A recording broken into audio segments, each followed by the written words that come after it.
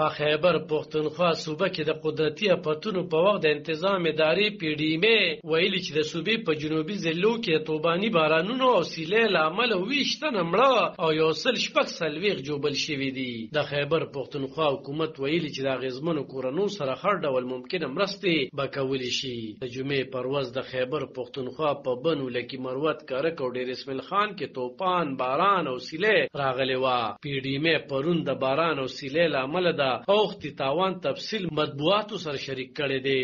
ویل شوی چې په مړو شوو کسانو کې 15 تنه سړي یوازې په بنو کې مړه شوي. په لکي مروت کې د 3 ماشومان او یوې ښځې په ګډون 15 تنه، کارک کې د 3 ماشومان په ګډون 15 تنه او 2 ماشومان په ډیر اسماعیل خان کې مړه شوي وو. دغه ډول 100 تنه په بنو او 240 تنه په لکي مروت کې جوبل شوي وو. د PDMA تر مخه طوفاني باران او سیلۍ یو کم او یا کورونو ته هم تاوان اړولې دي. د پاکستان د موسمیاتو وزیر شیر رحمان ویلي چې په خیبر پښتونخوا او پنجاب کې د بارانونو له امله یو کم 13 تنه مړه شوي دي. هغه په پیښه کې د خلکو په مړینه خفګان څرګند کړي او زیاته کړې ده چې د سند صوبې وروسته په پنجاب او خیبر پښتونخوا کې د پشکالي بارانونو نه وړاندې د طوفانونو سختو بارانونو له امله تباهي کېدل د اندېښنې وړ ده. د پاکستان وزیر اعظم شهباز شریف هم په خیبر پښتونخوا او پنجاب کې د طوفاني بارانونو له امله په مړینو خواخوږي څرګنده کړې او ویلي چې دغه پیښې کېدل د ماحولیاتي بدلون